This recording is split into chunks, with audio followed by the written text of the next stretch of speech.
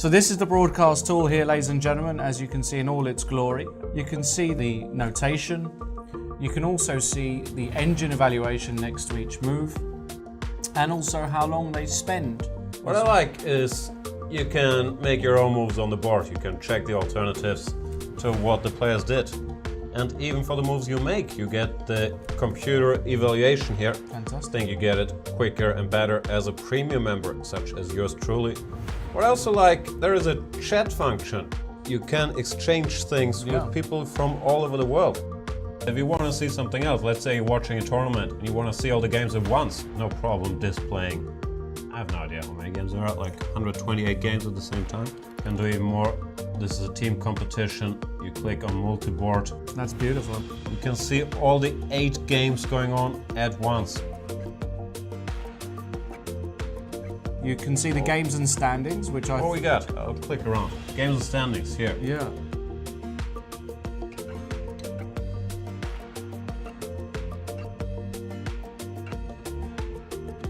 Analysis, if we click on that tab, Let's click on it. You can see that it's a great little graphical illustration. The red line is 0, that is the absolute even mark. And if the white bars go up, the further up they go, the bigger the advantage. And the black bars show a black advantage. Then there is a database, and here we get the alternatives. And if we click on a move in the database, bam! It gets played on the board. Fantastic. And then the PGN can even be downloaded. I like that feature. Yeah.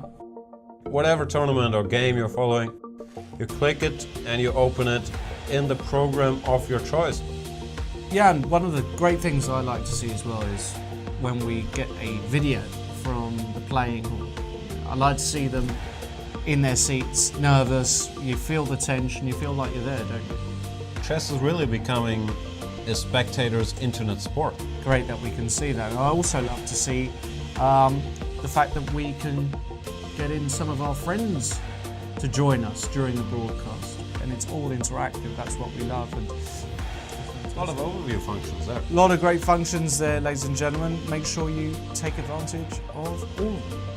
Let's get back to the commentary. Keep tweeting us, hashtag C24Live. We love to hear from you. Ask us anything, mainly about Lawrence life, but if you have other questions, they're also welcome. Also send us anything you like about Jan. Hashtag C24Live. Absolutely.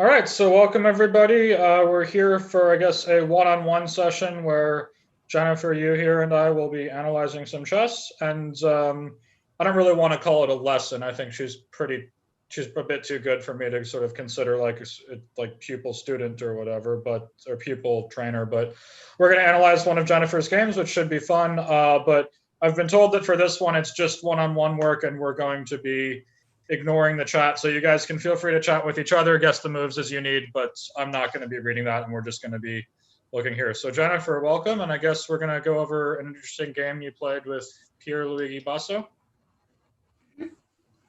All right, so tell me about this game.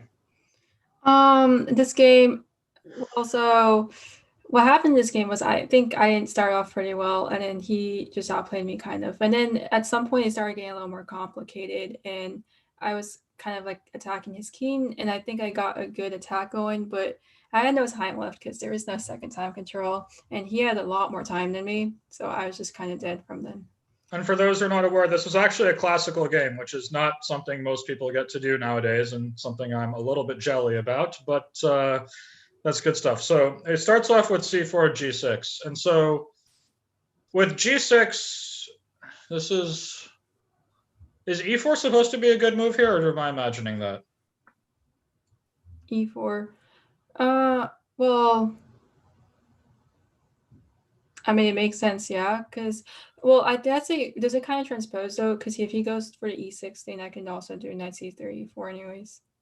Yeah, well, I mean, but here you played with g3, and then you're like immediately in some kind of fianchetto structure. And I mean, this whole e6 thing that he played doesn't strike me as brilliant, but I think you could cause it some more damage if you were to develop with like knight c3, knight f3, and bishop d3. Yeah, I should have done knight c3, e4 here, because I'm not sure why it didn't do that. Well, I think the way you played, I think d4 is fine, but after that, I thought that's when it started to fade a bit. But yeah, I just thought that here, like, I mean, imagine he had played c4, knight f6. What would you have played? G3 as well? Yeah, I mean, or knight c3, and then it probably most likely go to knight g3. So, but you're trying to get to some kind of King's Indian, basically? Yeah.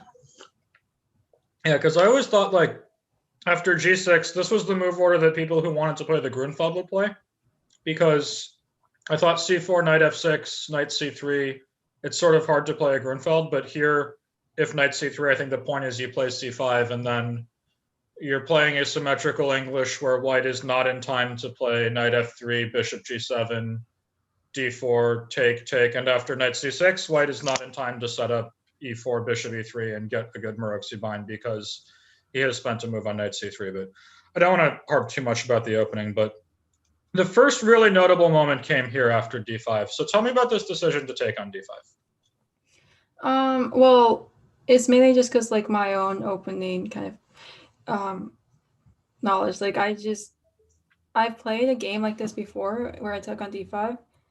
I actually didn't get a very good position now, so I'm not really sure why I decided to do that again. But I guess just to avoid any of like the complications. Yeah, so basically what it comes down to is my understanding of these Catalan structures where you have your bishop on g2 against the bishop on c8 here, like these guys. I think the whole argument for the Catalan is that the bishop on g2 is better than the bishop on c8. And that's like basically why, if you were to imagine after, let's say we go d4, d5, knight f3, knight f6, c4. Here, I think the whole point of the Catalan and the reason that the Catalan is challenging is that the bishop on c8 is not a very good piece. And that's why after e6, g3 might be a pretty sensible move. While I think it's significantly less dangerous after c6, for example, because here after g3, the bishop will have some scope to improve to the f5 square, or g4 for that matter. While after e6 and g3, the bishop on c8 really has some trouble. And basically my understanding of these Catalan positions is that black has three ways he can try to fight for equality. One is he can try to take the c4 pawn and hang on to it and sort of argue, hey, I'm going to have at least an extra pawn for my trouble. Another is that he can really blunt this bishop on g2, for example, like this line check and bishop e7. When the bishop comes to g2, if you're unable to play knight bd2, you're going to have a hard time getting e4 through. And in a position like this one, if black goes b6, bishop b7, and knight bd7, you can sort of imagine that this bishop on g2 is going to have a hard time like claiming it's really that much the better piece. And finally, what black can do is he can also take on c4 and then hope to use the time that white is spending to take that pawn back to challenge the long diagonal. So that would look something like, say, the main line would be castle. And the whole point here is that now when you go and take this pawn back, like black is going to go get the long diagonal and neutralize and sort of claim that these bishops are now suddenly equals. So returning to your position in the original part where you play c takes d5, the reason I'm not thrilled with this is that basically I think this allows black to fix the bishop on c8 in a way that he normally doesn't get to so easily in the Catalan. Here, I think that it's going to be very hard for him to take on c4 and hang on to it, and it's going to be very hard for him to take on c4 and then challenge the long diagonal effectively. So I would think that you should be able to get away with a move like knight f3. I mean, did that sort of make any sense, or was I just speaking a whole bunch of nonsense? No, that makes a lot of sense to keep the bishop in. Yeah, because once this bishop can come out to c f5, honestly, I actually think now black's bishop is the better piece, not yours. Additionally, additionally here, if you want to wake up your bishop on g2, the best way to do so is probably to get e4 through under the right circumstances. And if black's pawn on e6 and your pawn on c4 have been exchanged, this will leave you with an Isolani. Yeah. So I didn't love this exchange, but okay. He played knight e7 now, which also struck me as a bit weird. I would think he should play c6 and get the knight to f6 instead, but I don't want to harp too much about the opening. So, all right. So queen d2, and here, were you hoping to like play bishop h6 and get these bishops off? Yeah. If he castles, well, and it's also like if he plays h6, he can't castle right away. But right. I think he has like some g5 ideas after that, but that didn't happen in the game. Yeah, but at least then we're playing. Like for example, h6 here, he played knight a6. Yeah. Yeah. Which is, I guess, a sensible move. But you're saying that if he plays g5, you were hoping to. Oh no, well, probably not g5 here. I mean, well, I guess because I can take on b8 now. So well, like maybe you should play bishop e5 first, provoke f6, and then take on b8. Yeah. This feels more natural to me because now the bishop is blunted on g7. Yeah, but I thought knight e6 made sense because he can play g5 next move. Okay, so let's say knight a6 and you went knight f3. And here you think that he could have gotten away with g5? Yeah, because knight c7 I was happy with because I just go bishop e5 and then I'll trade it off. Yeah, and here I guess the point is if bishop e3, knight f5, and it's a little awkward, yeah? Yeah. Yeah. I wonder if knight f3 was the best move. I mean, it feels very natural, but in some ways it feels like that knight is misplaced. Like if you were to tell me here after g5, bishop e3, knight f5 that I want to somehow punish black for overextending his kingside like this, my first instinct would be to make h4 work in some capacity, and then black will play g4 and you will lose a tempo. So yeah, this, I'm not even sure about knight f3, but could you have played h4 just to stop g5? I mean, it looks a little silly, but yeah, I don't know. I guess he would just maybe like go with the plan knight c7. Right. Then... So say we go knight c7, knight f3. And then another thing I noticed, Jennifer, is you use the word just a lot. And I don't like being the language police, but that's the one word I don't like when it comes to chess analysis. I mean, I hate being the language police. I always got really mad when I was back in school and like my teachers wouldn't let me use bad words in my essays and stuff. But basically, I hear the word just used under one of two circumstances. One is to sort of say like end of variation, oh, just this, just like there's nothing else to it. When usually in chess, it's never that simple. We're humans, we're deeply flawed creatures, we miss stuff. And when we think, oh, it's just over, there's nothing else to this variation, just that move, we're usually missing something. The other time I hear just used a lot is to justify unambitious thought. which would be something like, oh, I have a dangerous attack. Oh no, I just want to give him an isolated pawn, or give me something very small. That's all I want, just this. It feels like you're not trying to take the whole cake, but I don't know. I mean, maybe there are times when the word is justified, no pun intended, but just some food for thought. But anyhow, yeah, this position here I'm not sure about, because like, let's say black does play knight e6. This would be the logical continuation, right? Yes. And my thought is, what if we castle long now? Because if black takes on f4 and we take with the pawn, now all of a sudden h5 will open the king side. Right? So it's not necessarily that easy. I mean, it's a very complex position. It's hard to understand, but it's not that obvious to me how black wants to proceed here. I mean, he can try taking f4 and playing h5 himself, but I don't know, bishop h3 or something, fight for f5 later. Mm-hmm. It at least strikes me as interesting. But I think we're getting a little off base. Let's see how the game actually went. So he played knight c7, and here you went for bishop e5 directly. You were worried about knight e6? Yeah. Also, I wanted to, like, I think I wanted to trade off the bishop, because it looks like it was going to get like kind of beat around later once like knight e6 and. Well, that being the case, I'm very happy with your decision to start with bishop e5. I think provoking f6 is a good start. And here I like this. Now b4 comes, and you're looking for some kind of minority attack. So that makes sense. But after castle, castle, knight f5, this was the next moment where I was a little bit curious. So you played queen d3 here. What's that move about? Well, it was kind of just looking ahead, because I knew he might play like knight d6. There's knight c4 comes over tempo.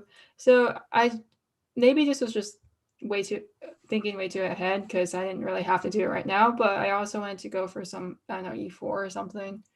So I thought it was kind of preparing that. And also there's like knight d2. I mean, for me, the way I would see this position is I think black is strategically better, but he's lagging in development and coordination. I think if black goes knight d6, a6, f5, you're going to be worse. He will plant the knight on e4, and it seems like quite a nice position for him. I think your big advantage is he's not particularly close to doing that yet, and I think you want to open the game as soon as possible. I also think that queen d3 is a bit inflexible. Like, say we start with b5 directly. This was my thought. I'm sure you considered the move, right? Yeah. And why didn't you like it? I mean, I just wasn't sure what to do like after knight d6, I think. Right. So what I was thinking was, if we take this one and go queen c2, isn't c2 a better square than d3? Because, well, a few reasons. One, we won't walk into bishop a6 like we saw in the game. Two, we're gaining a tempo because of the threat of knight takes d5. And three, once bishop f5 comes, which could have come either way, the queen should be very well placed on a4. Yeah, I mean, that probably works a bit better. Yeah, because can black play bishop f5? I don't think so. We take this if queen d7, queen c6, if bishop c2, knight c7, knight e6, and we're good. Yeah? Yeah. So he can't play bishop f5. He already must do something, and the g6 pawn is hanging. So I think queen f7 is almost only move, right? Mm-hmm. So, and say we go knight a4 now. Maybe knight a4 was too ambitious after, but still, this looks quite nice for white. Like, knight a4, we're threatening this pawn on c6. I can't really imagine black playing anything other than knight c4, right? Yeah, so I guess now I also have targets. And yeah, this felt more natural to me. I thought the queen on d3 was a bit misplaced in some of these resulting positions. Basically, to me, it feels like you definitely want to play b5. You know that you want to do that, and you probably want to move the queen too, but I don't think it's so obvious that d3 is the best square for the queen. I mean, it might be, depending on how black organizes his pieces, but I also think there's a chance that c2 would be better. And by starting with b5, we're playing the move we know we're going to have to play at some point, also before black can play a6, if that matters at all. And we're remaining flexible with the queen to potentially go to d3 or c2 depending on how black handles the position. So I thought that made some sense. But all right, so queen d3, queen f7, b5. And yeah, this position here, I mean, we just saw like an almost identical one except with the queen on c2, and it feels like c2 should be the better square, right? Yeah, for sure. All right, so knight d2. I guess this move was trying to stop knight c4 and also look for an e4 break. Yeah, and because I think bishop f5 was a bit annoying. Sure. So a5 came, which doesn't seem like a bad move, but it's also not even remotely subtle. It should be pretty obvious what the guy wants. Mm-hmm. And here you played rook fb1. So tell me about that move. Well, I wanted to put a rook on the open file, but like it was just to decide which one.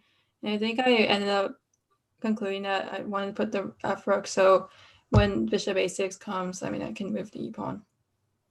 So basically you were thinking if you had played rook ab1, which strikes me as more natural because the rook would be able to come to the c1 square, that in the event of bishop a6, queen c2, you're dissatisfied because the e pawn is unable to move here? Oh yeah, I thought you could put pressure on it. And with like rook fe8 or... Well, first of all, here I think rook b6 is a pretty big threat. Yeah. Because he can't defend it, or can he? Rook b6, rook fc8. We cannot take c6 yet, but if white is able to go rook b6 and then other rook to b1, I think white should be doing very well, right? Yes, I'm trying to remember exactly what my thought process was. Yeah, I mean,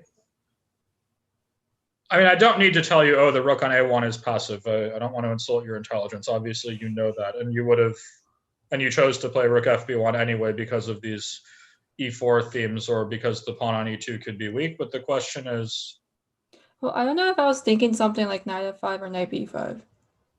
okay, so let's take a look at these. So knight f5, this is the kind of move that would be scary, right? Because now black is threatening to take on d4 and you cannot play e3. So that's the kind of move we should be ready for, yeah? Yes. But let's say queen a4.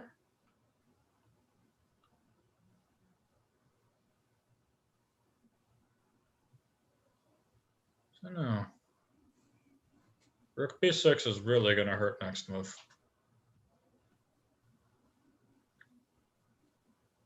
Yeah, so maybe knight f5 doesn't do much. My thought would be black should try f5, which stops e4, opens this bishop, gains a tempo on the d4 pawn, and potentially is even looking for f4 next. Pointing out that the move you'd very much like to play here is e3. But I'm still not convinced. Like, let's say we slam in with this rook. I think black has to play rook fc8. Let's see another move at least. So I can't do bishop takes d4. And then rook takes c6. And just knight e4 just doesn't. Yeah, well, let's see. That makes some sense. So takes, and knight e4, yeah? Yeah. Seems very sensible. Yeah, this actually looks more annoying than I gave it credit for. So if I take this way, are we taking with which pawn? It's actually maybe not. Maybe f1. Yeah, here I was thinking, can I take this and get 3 pawns in an attack? I don't know. It's certainly not convincing, but maybe is interesting. I can't get away with taking on f2. Can I? Well, I mean, you can try, but say here, queen takes d5, and now it's not so much getting away with the pawn, but I would think that your bishop kind of wanted to get back to g7. So let's say I start with bishop takes e4. My concern is that when white goes rook takes g6 check, I think black is going to really be missing that bishop on d4. Yeah. I don't see a great move for black here. This looks pretty bad, actually. I think whites should be winning. Yeah, But- probably not. Okay, but black, if black takes back this way instead, I definitely don't think we're going to give mate. With that bishop on g7, it should be safe enough. But at some point, if white takes on e4, takes on g6, has 3 pawns, goes and takes on a6, or takes on a8, it's not so easy. Like here, bishop takes e4, and where does this queen even go? It's not so easy to find a square.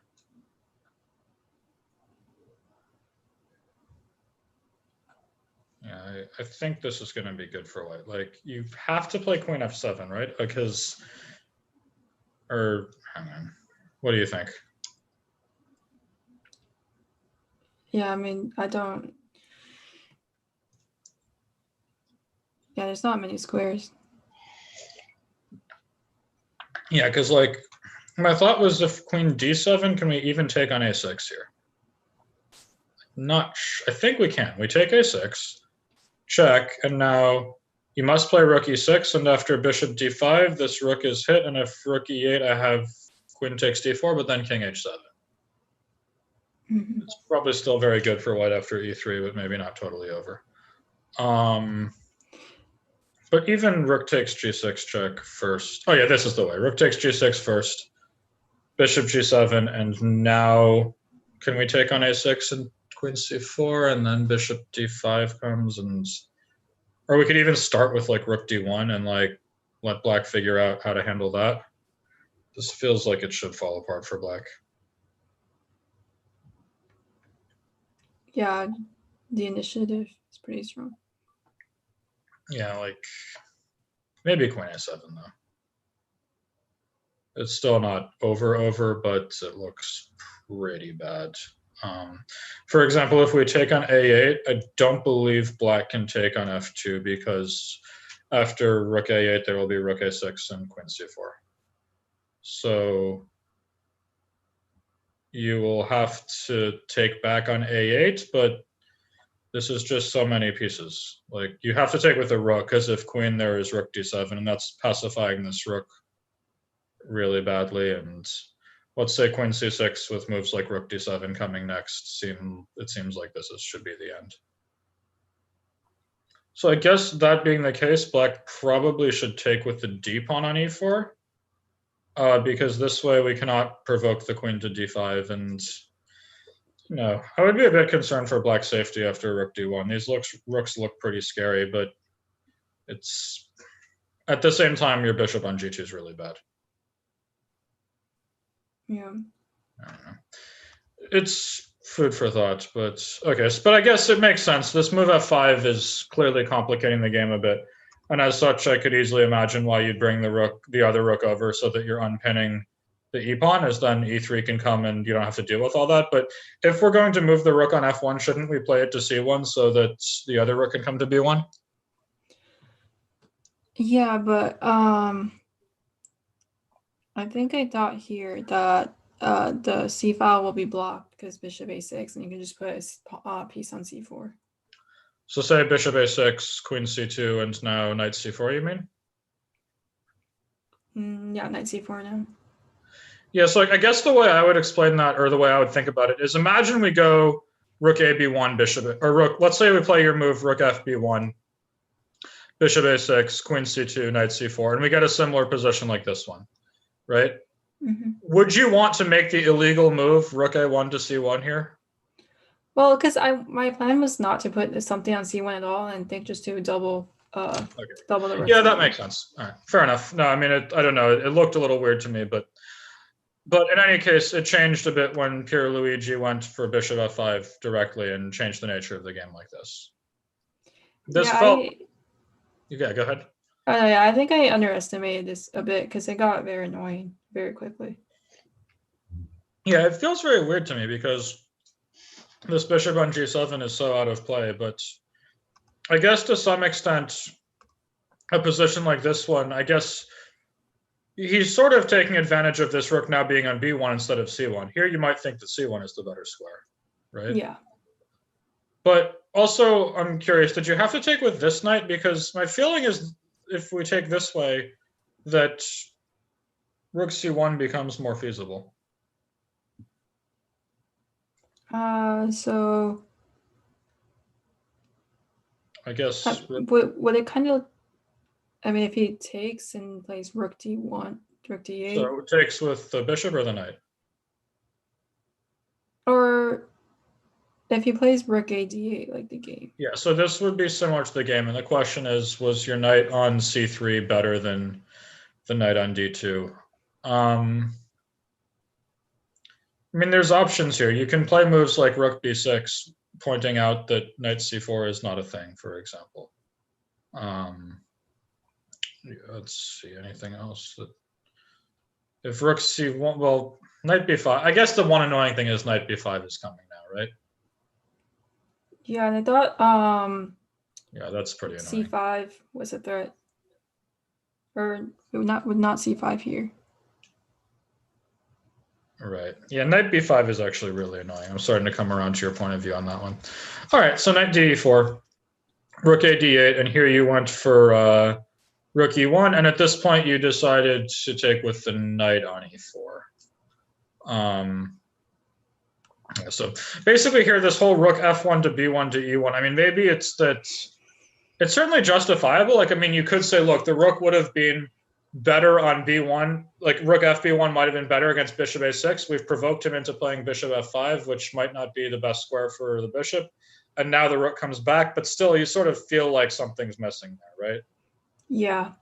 I mean, I don't know. I haven't checked this game with the machine, so I could just be spewing all sorts of nonsense, but yeah. So you have to take with the knight now, because if you take with the bishop, he can get rid of it and play F5, right? Yeah. Yeah. Incidentally, after knight E4, if he takes this, I guess you take with the queen, right? Yes. Queen E4, and then this should be draw, right? Yeah, you should be okay. Because if you take with anything else, F5 is crushing, right? Yeah. So, okay, so C5, and now things are getting messy, and you went for Queen A6 here, right? Yeah, I think. Well, I wasn't sure where to put the queen on B5 or queen on A6. So after Queen A6, he took on, or he played Queen. Oh, sorry. I was thinking Queen A6. I was curious if you could get away with Knight D6 here, but probably Queen D7 handles it pretty well, right? Yeah, this was my initial idea going into this variation, and then I ended up changing to Queen B5. Yeah, I mean, this kind of position here, this D pawn is just so dangerous. Like, Queen takes F5, and I was sort of thinking what happens after like Rook E7 first and ready to play Bishop E4 next, but the answer might be, oh, D3 comes and the pawn becomes a queen. Mm-hmm. Yeah, but still, even this though, after Rook E7, like, this does feel pretty dangerous for black. Like, Bishop E4 is going to be really annoying to deal with. Right, like, what does black play here? So D3 does. Yeah, my thought was here we go Bishop E4. Or actually, but here there's Queen C5. We could even consider checking first and then playing Bishop E4. I kind of like that. Okay. But then after Bishop E4, is there Queen C8 or? Okay, but at this point, we're also saying black's trying to survive, not black is playing for advantage, right?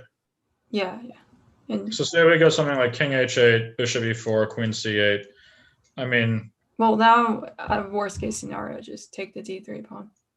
Right, but you could also consider, for example, if you wanted to be more ambitious, you could consider taking the queen and then playing Rook D1 and trying to take it back with the rook to accelerate your development. You could, I think taking G6 feels like too much in a lot of these lines, but you could certainly play Rook C7 here as well if you want to keep pieces on the board. It's just, this would be interesting, but I mean, yeah, I certainly think this may have been a playable option, but Queen B5 seems fine too. So here, one way or another, you took this pawn, and we have this situation where you have the outside pass pawn, but his pawn is more advanced. He has the bishop pair, but one of his bishops is pretty dumb. It seems like a dynamic, interesting position, yeah? Mm-hmm. All right, and so here you played Knight D2, right? Yeah. Okay. intuitively, I don't love that. It feels like this knight on e4 is really good, but maybe it's necessary. Did you consider any other moves? I mean, I think I might have looked at like moving the a1 rook somewhere because bishop takes e4 is a threat right now. Sure. So my thought is, what if we put this rook on d1 and try to make it do something useful?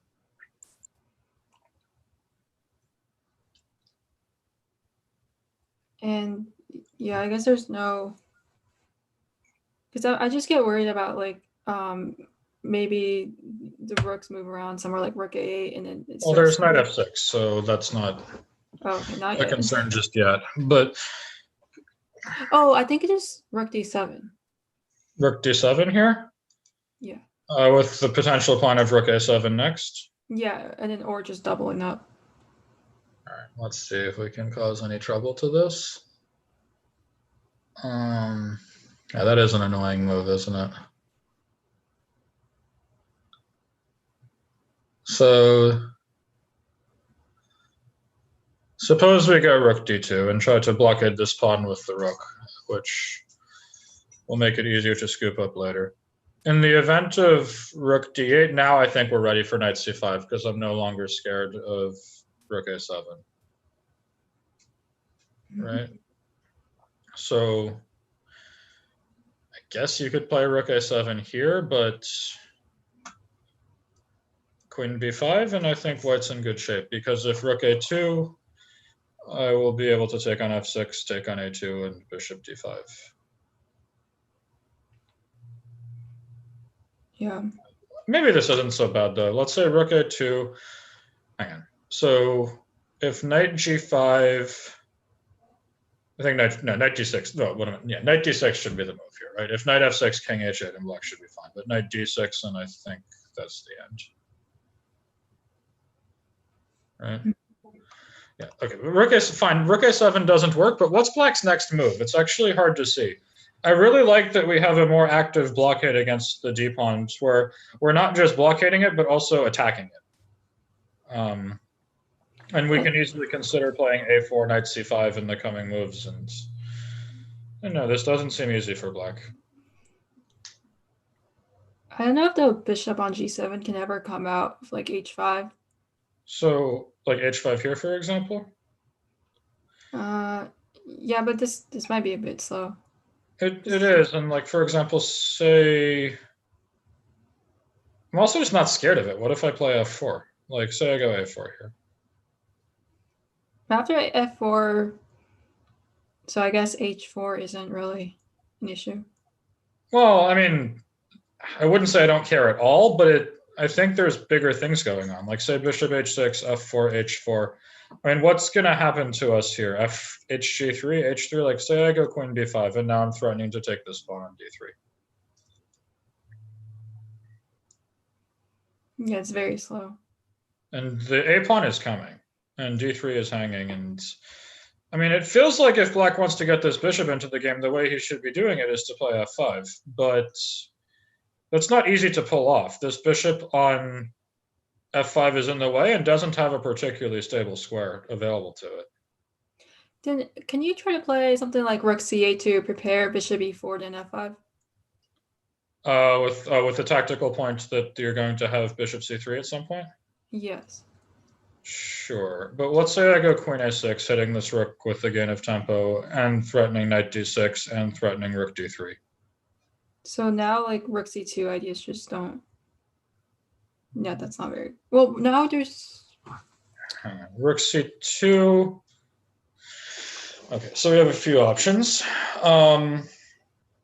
I kind of like rook c2, dc2, knight d6. I think you have to take it then. If you move queen f8, I have knight takes f5 and queen c4 and queen c2, and that should win, right? Yeah. Or actually does it? Hang on. So we take well, this. Actually, can you put the queen somewhere else, like queen? No, that doesn't work. Well, queen e6 maybe. And I have queen c8 and then rook e6. So the question is queen f8. Is there something here?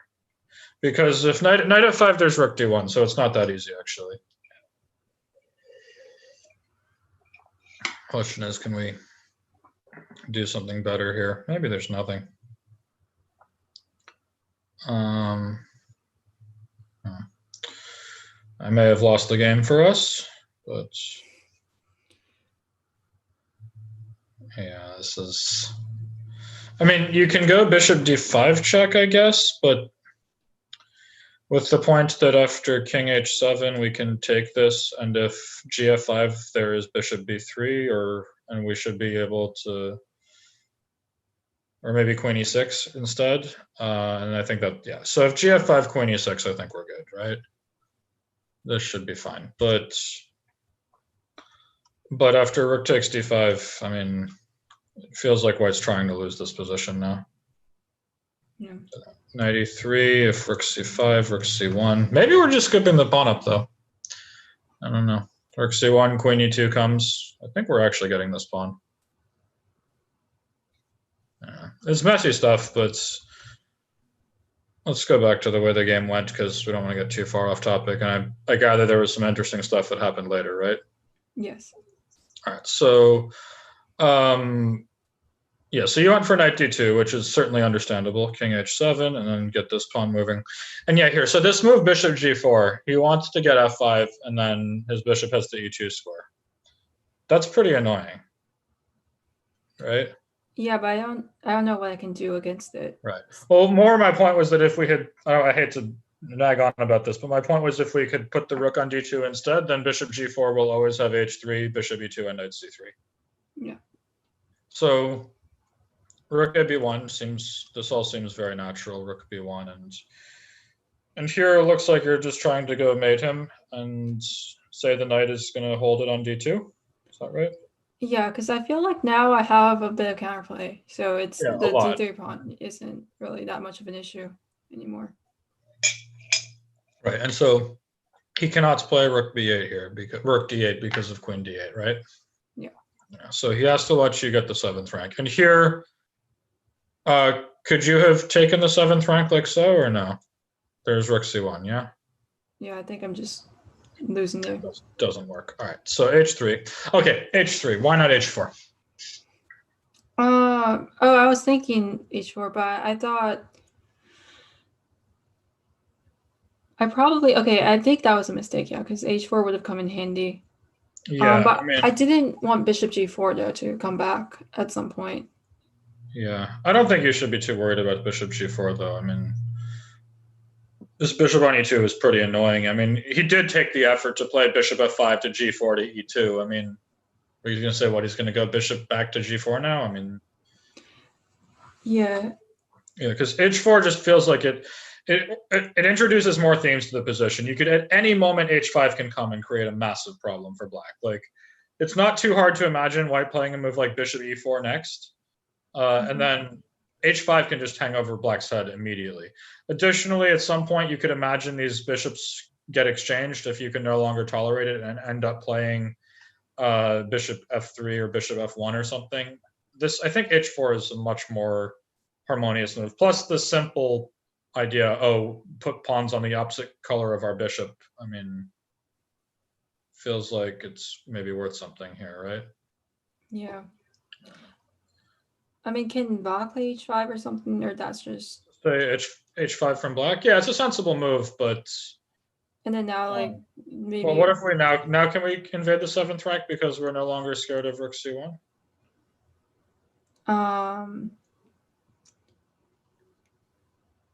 Yeah, I guess just queen d4 or anything. Queen d4, huh? Or maybe even rook check, then queen d4. Not sure which ones.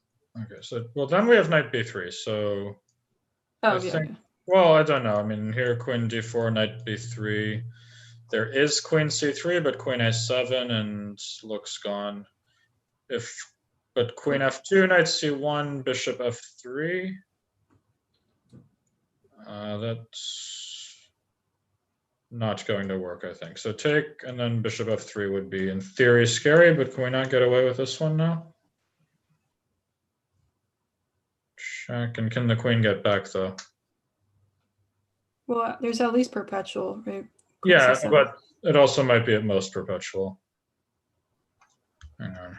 So here, knight b3 seems like black is surviving. Queen takes f2 is an annoyingly large threat. What if we go knight e4?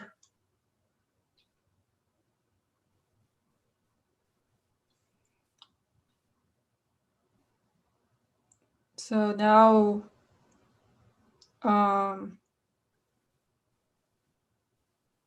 yeah, so okay, so it's not threatening anything, is it? Nothing direct yet that I can see. I mean, there's little ideas here and there, but nothing like super crushing just yet. Yeah, but black doesn't really have anything either. It's hard to find a move for black. Yeah, like I was thinking maybe rook c2, but it sort of defeats the point of playing rook c1. But like, let's say it feels like white should have a way to cause a lot of trouble here. So we need to get the queen to like a good square. If we go queen a6, this seems to threaten knight f6 pretty hard. How does this look? Yeah, it looks pretty mean. So, well, let's see. So d2, we take f6 here, and then take e2, d1 queen, and rook g7, and white wins, yeah? It's nice. Wait, so oh, yeah, that's nice. I think that works. I mean, maybe black can try this move here, but actually that's pretty annoying. Why don't we, instead of knight f6, start with queen takes e2? I think that's no, but then d1 queen, and here's queen f6, and then queen f2, and black's definitely fine. But yeah, but so in the other variation also is there so after knight f6, queen takes I guess so queen takes e2, promote, rook takes g7. Can you also just take on I'm just getting very confused here. So I mean, the way I was stuck was queen e2, queen f6, or queen e2, bishop f6. But your line is queen e2, d1 queen, rook g7, and then queen f6 for black. Yeah, because now. Oh, and then queen takes d1, f2. Queen f2. Yeah. That's annoying. Actually, funnily enough, there, thinking about this position, it might just be lost for black. So here, takes.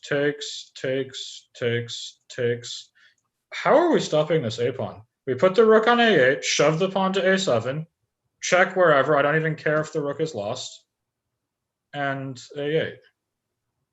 I mean, white certainly can't lose, but this might just be winning. I mean, you have to do like a g5 break at some point. I think you have to do it like immediately. Yeah. I mean, no time to waste. But so check and then take the g5 pawn, I guess. And you have to go for some sort of perpetual, maybe h4. Yeah, I don't know. Takes h4 and then check and then gh4 next and no checks. I mean, maybe black is holding, but it certainly looks stressful. Mm-hmm. I think black will probably hold this. I mean, what's going to happen is I think you will be able to avoid the perpetual, but you will have to lose your a pawn. Your rook will come back to like f4 or something, but in the meantime, your a pawn will drop. And then you're going to be left with this bishop, rook, and 2 pawns against king. And I believe it's a draw because you have the wrong bishop and you'll never be able to play rook f6 because black will take it.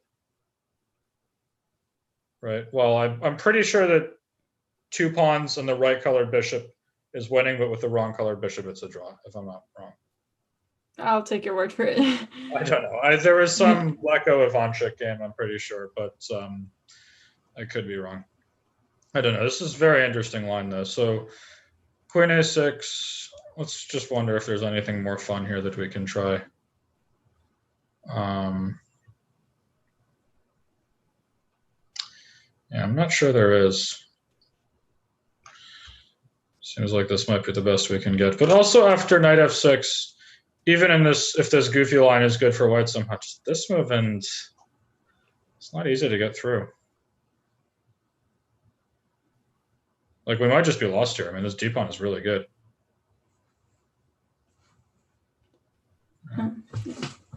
So, I don't know. I mean, this at least looks interesting and unclear, but let's see how the game went. So there was queen d4 first. And, or was this right? Or where did this go wrong? Did we not have the rest of the game imported? Oh, no. Oh, okay. I'm sorry. We didn't. We got h3. And then instead, after h3, he went for rook c7 to contest the 7th rank. Sure. So bishop d5. I like it. And then you get the rook all up in here. Yeah, and so you ended up playing h4 here, right? Yeah, here I was regretting h3. Yeah, it makes sense. All right, so rook a7, queen b5.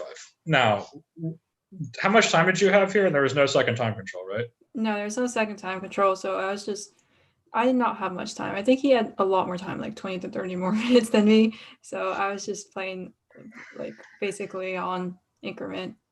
Yeah, that's a bit disconcerting. And did you think you were better here? I wasn't sure, but because I did think I was the one that was pushing here. You thought you were the one pushing? Yeah. Yeah, I agree. I mean, this rook on a7 feels like very bad piece. So queen e5, rook e8, sure, check. And now, can he not take the pawn on a4? Probably not. He's going to get mated somehow, yeah?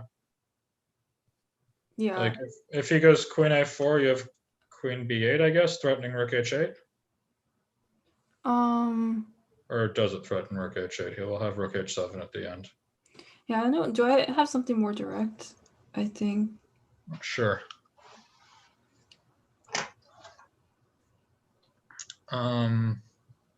Feels like queen b8 should be the move, right? Mm-hmm. But the problem is, what are we actually threatening now?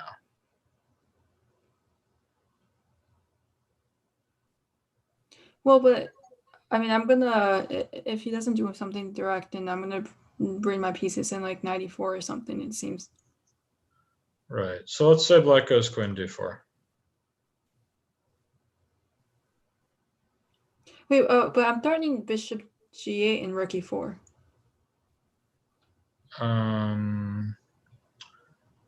Yes. So here bishop g8, rook e4, and is this mate after queen c5? It certainly looks like it should be. Queen f4, and yeah, that has to be mate, right?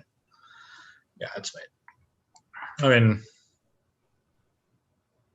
I don't know. Where's the win here, actually? I mean, I have to believe it's there, but what's the actual win? Okay, I think I see it. So, do you have a move you want to play, or? No, I'm just still looking.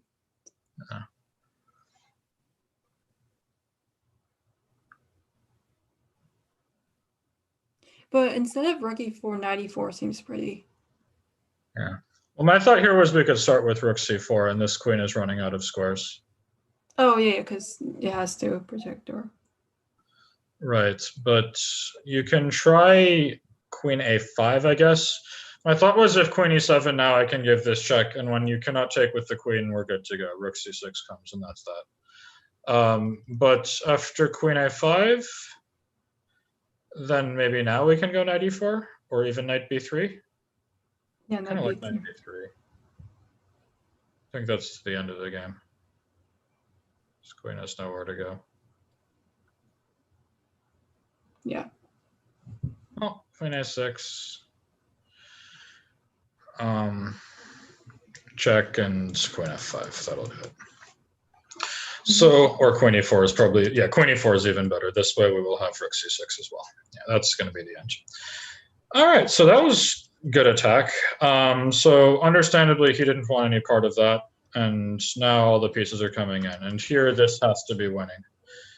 Yeah, I actually noticed because I checked this game briefly after. There's a winning move here? Yeah, rook e6. I was hoping you wouldn't tell me. Okay. Sorry. Rook e6, and then queen e8 is coming, and that's that, right? Yeah. But well, here, So rook e6, d2. How do we finish this king off? Queen c6 or something? Yeah, I think so. Just queen c6. So then take and d1. Back to c6. And check. And now we're losing. Or at least not winning. So hang on. We got to be a little bit more careful. So let's say d2. We have to find the win now. Do you know what it is from the machine or no? I think I. Actually, I don't. Okay, well then we got us some work to do.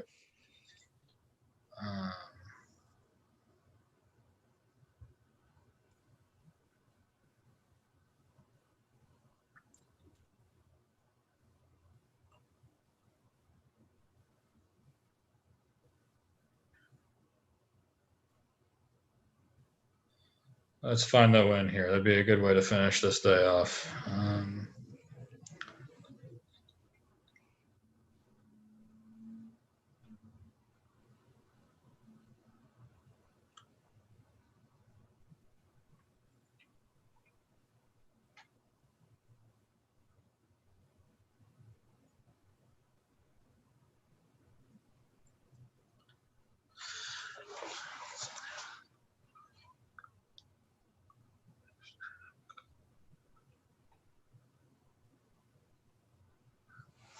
Not so easy.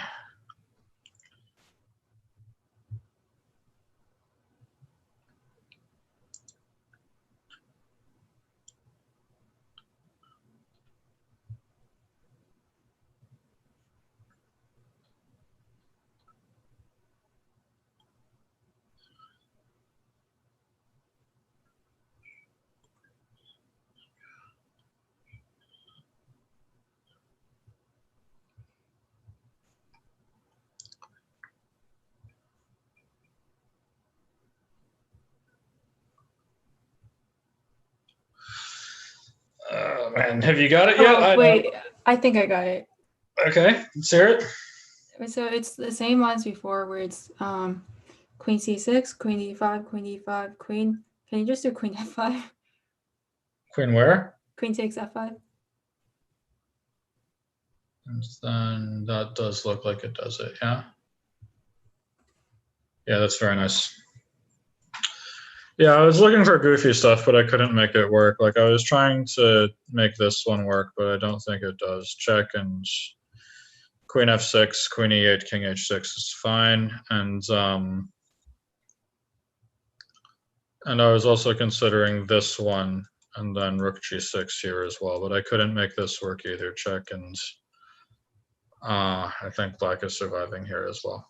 But yeah, queen takes f5, just nice and simple, and defends f2, and that seems like the end, yeah? Yeah. Nothing else to it. Yeah, bishop f6, queen f6, rook g7, but okay, I mean, bishop f6, where's the win now? Just queen f6, rook g7, and rook e8. Black's not threatening anything yet, so rook e8 is good enough. Yeah, that's a very nice win. Queen takes f5 is a nice detail. Yeah, so how did the game actually go?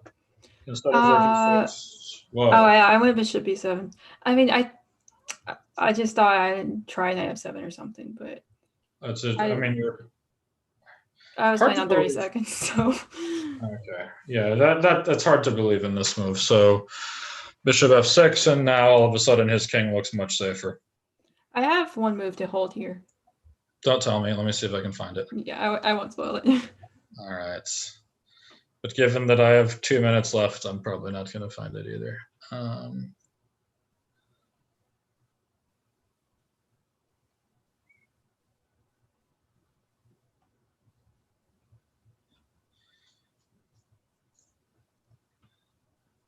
Feels like bishop d5 somehow should be good enough, but give me a second.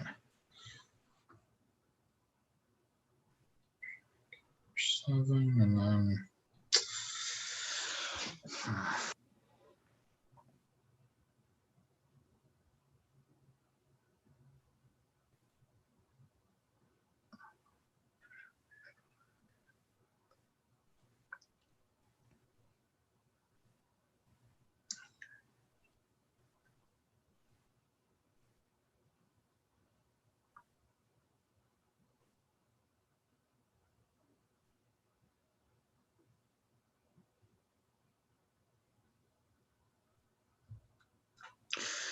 I can't make bishop d5 work. It feels like it should, but somehow I'm not seeing it after d2.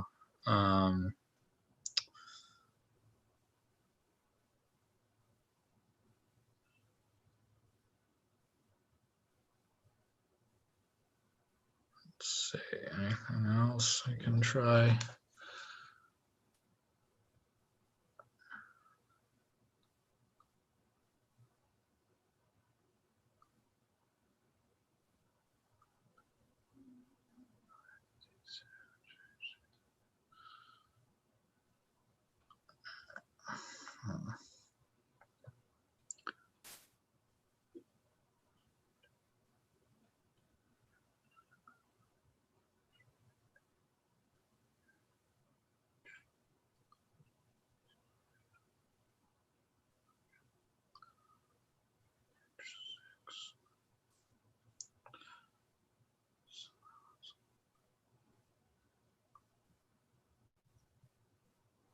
Yeah, we're out of time. I'm gonna guess it's bishop d5, but I haven't calculated it properly. Maybe knight e5, but no. What's the move? Knight g5. Knight Just g5. go back. Yeah, I guess that makes sense. Yeah, I was thinking about this, but somehow I don't even know how. I just completely forgot that This knight is e6. crazy hard. I mean, I had 2 minutes there, which is probably more than you had, and I couldn't find it. Feels very tough. But you played this one, and now. Yeah, I was really upset here because I saw rook b7 and it was just winning for him, and then but I didn't know what else to move. So. Yeah, well, it's tough if you have no time, but. Yes, this was an interesting game. I guess lots of interesting moments. Obviously, I'm sorry you had to lose it in the end, but hopefully you learned something from it, from analyzing it a bit, and yeah, get him next time, right? Yeah. All right. Yeah, so I guess that'll do it for today. I'm sorry that we couldn't be interacting with the chat, but hopefully listening to a couple of reasonably okay chess players discuss a position without a machine was enlightening to some. And if you were watching with the machine and tearing your hair out at how dumb we were, well, you're not doing chess the right way. But okay. Anything else, or shall we call it a day? No, everything's great. Yeah. Thank you so much. Oh, my pleasure. It was good talking to you, and good game.